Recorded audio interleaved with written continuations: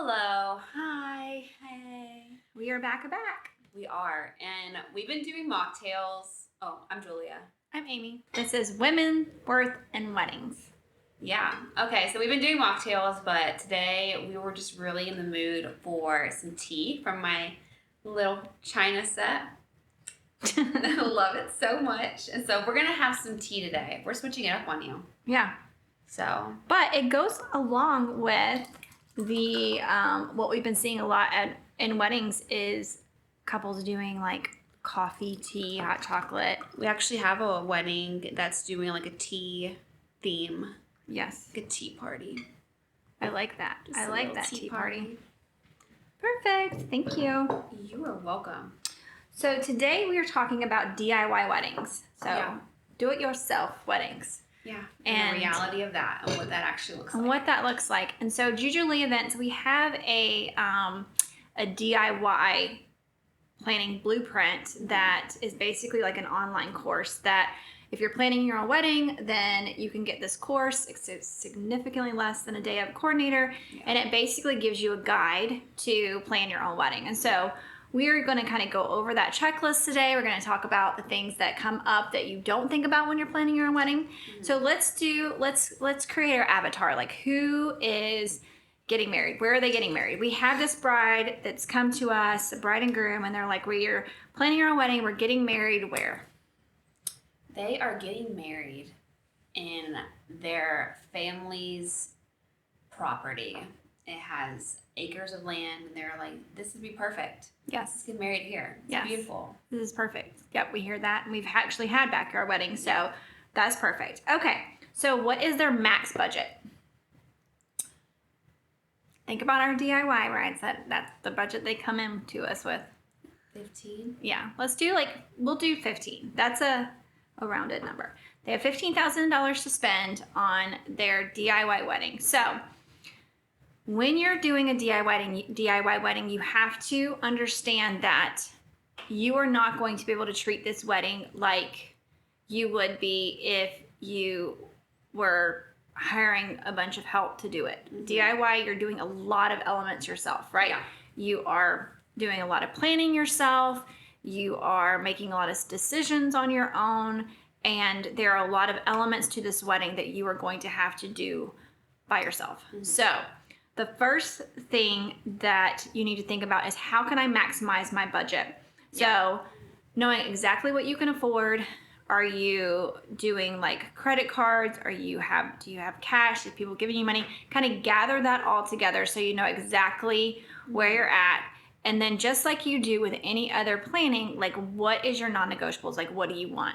So if you are having a backyard wedding, you are going to have rentals. So you know that you have to allocate a portion of that budget to rentals, whether that's chairs, tables, linens, tent. There's things there, and we're going to dive into that. But so what vendors do you need for a backyard wedding? Well, catering. You need catering. You need rentals. If you are doing a DIY, there's a high chance that you will be doing your own music. You might have someone whose job is to hit play during a ceremony, just knowing that you need like at least a speaker. Photographer is so important. I feel like just find someone that is affordable, which there's plenty out there. Just make sure they have good reviews and at least a little bit of a portfolio. They're probably just starting out, but yeah. Well, let's really dive into this. So we'll call them Travis and Emily. We have Travis and Emily. They're getting married in their backyard, and they come to us and they're like, we want you as a consultant or a day. We just want you to come in like the day of. So, or let's not even do that. Let's do like full DIY. So they're not hiring us. They're friends of ours, and they're asking us for advice. So they're like, listen, guys, we have $15,000. So let's break that down for them. So of course we're still going to do the block. So let's look at catering. You cannot afford someone to come in that is going to be like, bring like a kitchen and do some cooking. So if you have a property that has a house attached to it, can they cook inside that kitchen? Yeah. Or drop stuff off. Yeah. Are they dropping off trays of food? Or are you paying for them to just have one person to serve the food and then clean up and leave. What is the least expensive types of caterer for a DIY wedding? Barbecue. Yes, 100%. And you can get some really good barbecue, but barbecue, I've had some really good like Mexican type of taco bars and things like that. Also really good.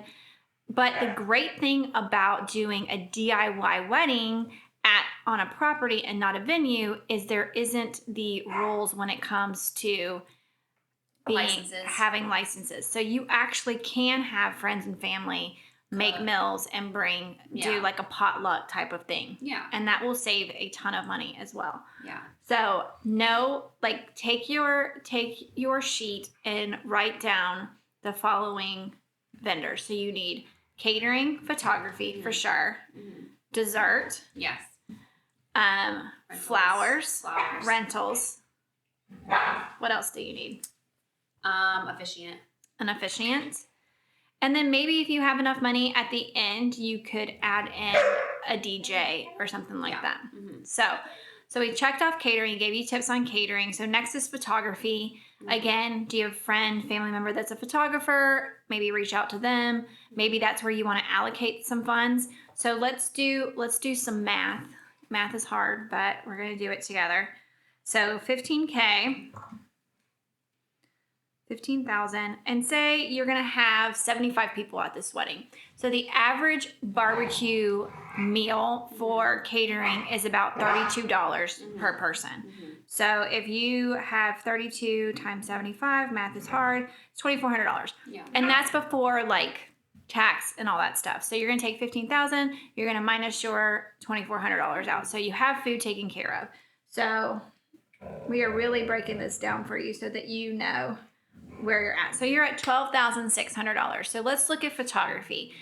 If there are, and we've met them, you can look on the Knot. There's different places that you can look, but say you're going to spend, what do you think, on like a new photographer that's just trying to build their portfolio? Oh goodness. I mean, let's say $2,800 because I feel like that's pretty average for some new photography. So photography, now you have $9,800 left. Yeah. Okay. So let's look at rentals. Yeah. Let me pull my calculator out. Okay.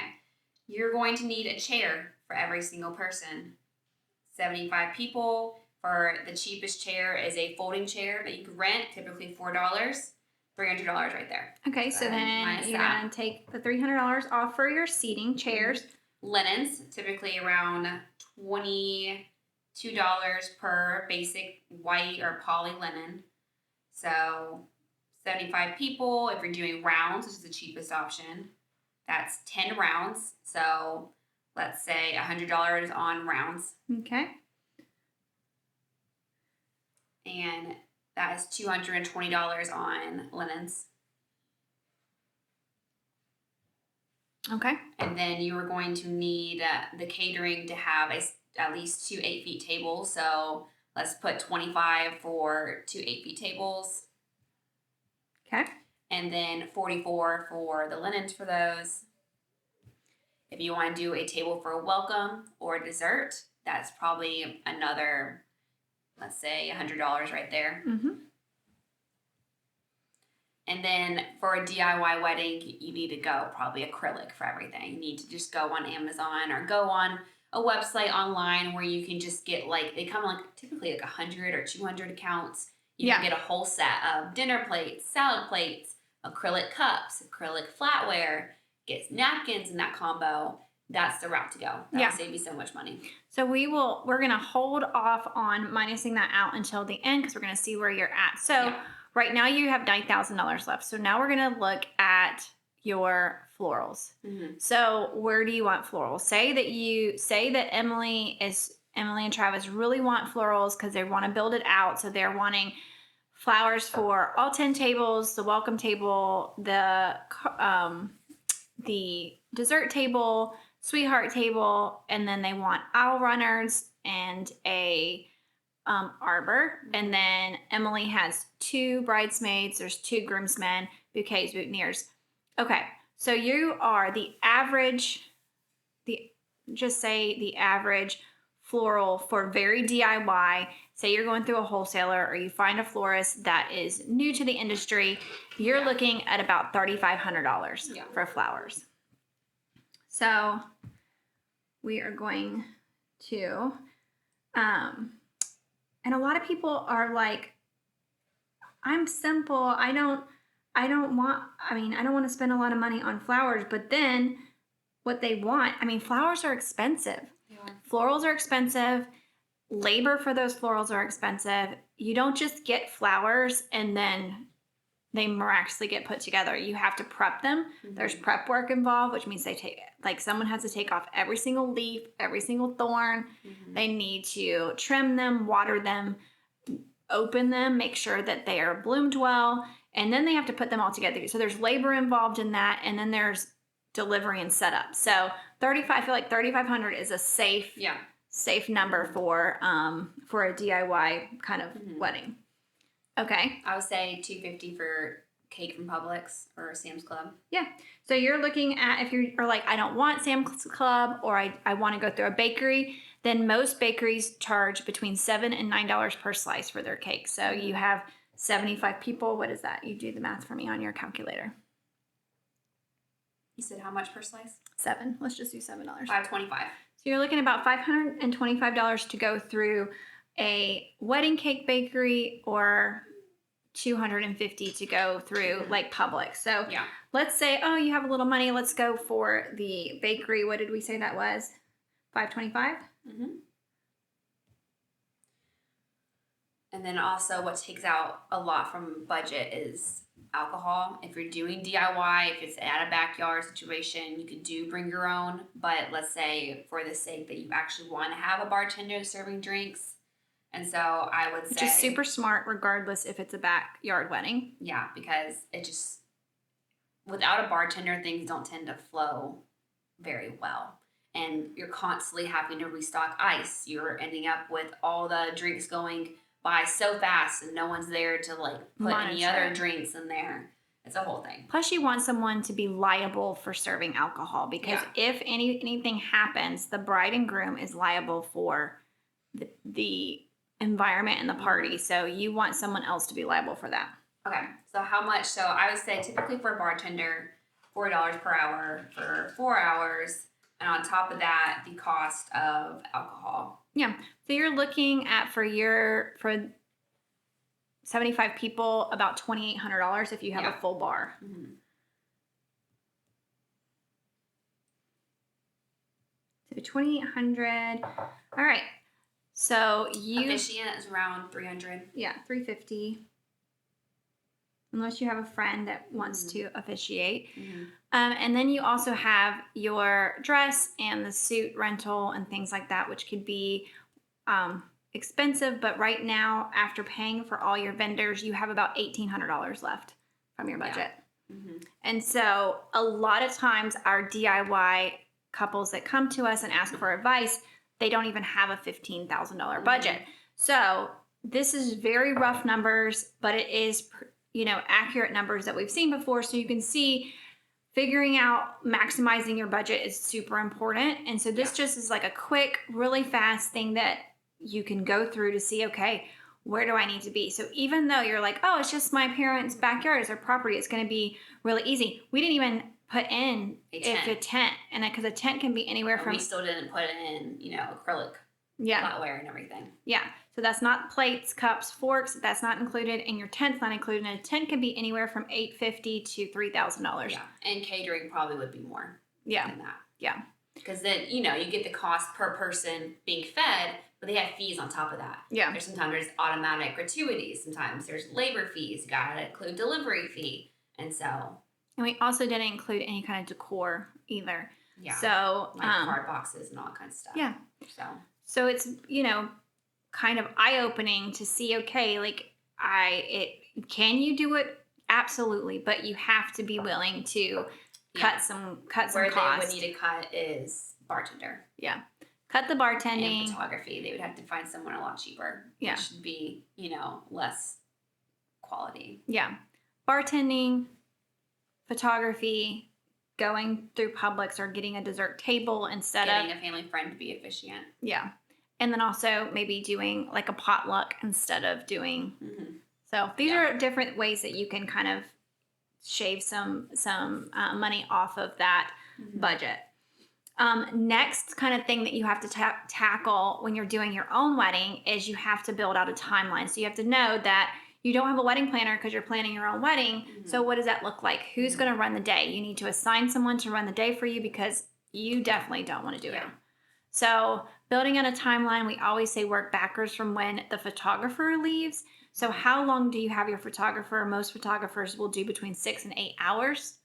So say you want your send-off or your farewell to be at 9:30, then they need to, the earliest that they can get there is what, 1:30? Is that right? Yes, 1:30. So did you see how quick I did that in my head? Yeah. My mind was blank. So they need to get there at 1:30, which means they can catch like getting ready photos and things like that. And so you just have to figure out like the big thing that we add into, if you have vendors that they know when they're supposed to arrive, and any kind of big things that you want to happen, whether that be the first dance, if you're doing like toast or anything like that, that's in the timeline.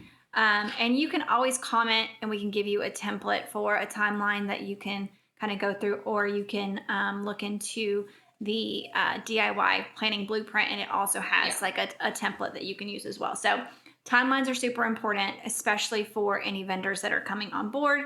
And then you can save a ton of money on decor going to like the Dollar Tree and things like that. Like you can hit some really good like chargers. You can find those at the Facebook groups and everything. What are some other places people can find DIY like decor? Amazon's good. Facebook Marketplace, huge. I mean, a lot of brides, they get married, they have a ton of decor, and they're just like, I'm just going to dump it on Facebook Marketplace and try to get rid of it. Yeah, that's always a good place to look. Yeah, for sure. And then also you have to remember, if you have vendors as well, one thing that is always kind of forgotten till the very end is vendor gratuity. You know, are you going to tip them? Is it part of their, you know, contract or whatever, especially with catering and things like that? And then, what did I say? Sorry, pause for a second. Okay. And then also, if you have a photographer, make sure that you're asking for the photographer's timeline too, kind of backing up to that. Because if you have a DIY wedding, the person that's probably going to run the day of your wedding is your photographer. And so really having that relationship with them so they understand that they're the one that's going to cue a lot of things that's happening throughout the day. So what are some other things that you think that Emily and Travis, our couple that's doing a DIY wedding, needs to know about a DIY when it comes to like the design aspect, or, you know, just from your experience of planning so many DIY weddings? I mean, they are going to, you know, they're going to have to find a place that's going to allow them to pick up themselves or has a cheap delivery. I always say, does it make sense for the cost of a U-Haul, or does it make more sense for you to pay that delivery fee? You don't automatically save money by doing it yourself. You know, having just a crew of people that is willing and knows that they're going to have to help set up. You know, with DIY, you don't have a whole team coming in. You need to know that you need to have some groomsmen and bridesmaids helping with setup and being able to put centerpieces on day of. Like, you're going to need 2 solid days of people knowing that we're going to pick up this day, we're going to set up this day, we need to prep flowers. Really, it's just having a crew knowing that this is what they're getting into. 100%. And then also DIY invitations. There's many places that you can get those through like you can do your own invitations through Canva. You can go through a company called Postable, and they actually keep track of DIYs for you and everything. So there's so many different tips and tricks that we have, but we could go on and on. For sure. It's a good starting spot. It is. And, you know, like I said, if you have questions, reach out to us. You can find us, jujuleeevents.com. You can go into our contact form and ask us questions. You can comment below, follow, get some more tips. But also you can go and look into our DIY wedding planning blueprint, jujulee.com/DIY wedding planning blueprint. And it has everything that's in there. I mean, there's videos, there's tutorials, you get part of a private Facebook group. So even though you're planning your own wedding, you kind of have someone holding your hand during the planning process. For sure. Mm-hmm. So this is exciting. I love it. Thank you. I didn't take one sip of my tea the whole time. It's a little tart. It's a new one. It's like cranberry or something. Oh. Anyways, well, this was my jam, but this was good. Good. Well, thank you guys for joining us, and we will see you next time. Bye. Bye.